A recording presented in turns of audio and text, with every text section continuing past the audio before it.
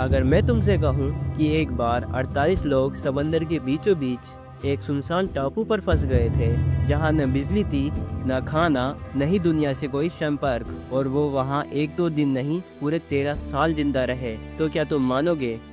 नहीं ना? तो ये कहानी जरूर सुनना, क्योंकि आज तुम जानोगे इंसान की जिंदा रहने की सबसे बड़ी लड़ाई के बारे में। साल था 1945।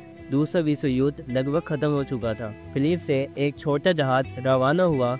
नाम था सांता मारिया। इसमें कुल 55 लोग थे, कुछ सैनिक, कुछ महिलाएं, कुछ बच्चे और कुछ बुजुर्ग। इनका सफर छोटा था, इनको पास वाले द्वीप पर ही पहुंचना था। ये कुछ थे, थके हुए थे, लेकिन उम्मीद से भरे हुए थे। किसी को क्या पता था ये इनका आखिरी सफर होगा। दूसरी ही रात समंदर ने अपना असली रंग दिखाया। भयानक तूफान, आसमान में बिजली और समंदर में उफनती लहरें। जहाज हिलने लगा, बच्चे चीखने लगे, महिलाएं एक दूसरे को पकड़कर बैठ गई। कप्तान ने कंट्रोल खो दिया।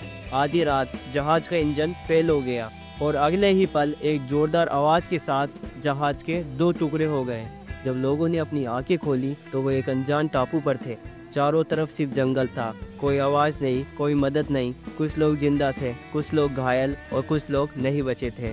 पहली सुबह भूख लग रही थी, कुछ बच्चे बीमार थे और पीने लायक पानी नहीं था। पर एक बुजुर्ग ने सबको इकट्ठा किया और कहा, अगर हम मिलकर लड़ेंगे नहीं तो मारे जाएंगे, अगर एक हो गए तो हम जिंदा बच सकते हैं। उस दिन बचे हुए 48 लोगों ने एक दूसरे को ही अपना परिवार मान लिया। कहते हैं ना, जरूरत ही आविष्कार की जननी होती है। कुछ लोगों ने पेड़ों की छाल से अपने कपड़े बनाए, कुछ ने नारियल और जड़ी बूटियों से अपना खाना निकाला और कुछ ने मछलियाँ पकड़ने के तरीके बनाए। धीरे धीरे उन्होंने छोटा सा एक गांव जैसा इलाका बना लिया। हर कोई अपनी भूमिका निभाता था। बच्चे लकड़ियाँ जमा करते, महिलाएं खाना बनाती और पुरुष शिकार करते। और हाँ, हर रात वो सब बैठकर अपनी कहानियाँ सुनाते और अपने बारे में बताते। 1 साल बीत गया, फिर दूसरा, और ऐसे ही करके 13 साल बीत गए। हर साल उन्हें उम्मीद रहती, शायद कोई जहाज आएगा, शायद कोई रेडियो सिग्नल पकड़ ले, पर हर साल उन्हें केवल इंतजार ही मिला। बच्चे बड़े हो रहे थे, उनकी आंखों में किताबों का सपना नहीं था, बल्कि जीने का संघर्ष था। कई बार बीमारियां फैली, कई लोग बीमार हुए, पर उनका इलाज उन जड़ी बूटियों से ही किया गया जो वहाँ मौजूद थी।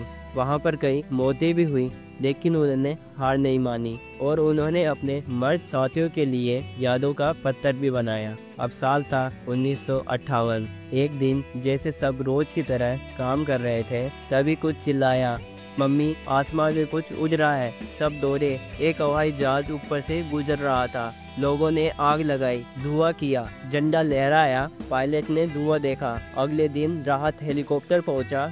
जब सब लोग रेस्क्यू हुए तो सब रो पड़े।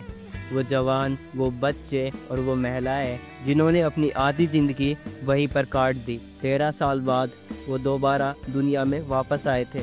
जब वो लौटे तो उन्होंने देखा कि उनके घर वालों ने उन्हें मरा हुआ समझ लिया था और कुछ लोगों के घर तो उजड़ चुके थे, पर उनमें एक चीज़ नहीं टूटी थी, उनके जिंदा रहने का जज्बा। उनमें से कई लोग बाद में रेस्क्यू ट्रेनर बने, कुछ ने किताबें लिखी और कुछ ने बस एक लाइन कही, जिंदगी आसान नहीं थी, लेकिन एक दूसरे का साथ हो तो एक टापू पर भी घर बनाया जा सकता है।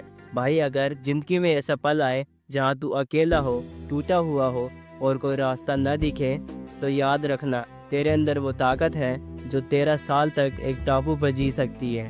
घबराना नहीं, संघर्ष करना सीख और भरोसा रख, तू कर सकता है। 13 साल तक तना रहने वाले इन लोगों ने साबित कर दिया, हालात चाहे कितने भी बुरे क्यों ना हो, अगर तुम्हारे कोई साथ है तो आगे का रास्ता बन ही जाता है। अगर आपको भी लगा हो कि ज़िंदगी में सब कुछ ख़त्म हो गया, तो ये वीडियो याद रखना, और अगर आपको इस कहानी से कुछ सीखने को मिला हो तो इसे लाइक ज़रूर करना और अपने उस दोस्त के साथ शेयर करना जो छोटी छोटी बातों पर हार मान कर बैठ जाता है। और ऐसे ही रूह को पा देने वाली सच्ची कहानियों के लिए सब्सक्राइब का बटन दबा दो भाई, क्योंकि अगली कहानी तुम्हें नींद में भी सोचने के लिए मजबूर कर देगी। तब तक के लिए अलविदा।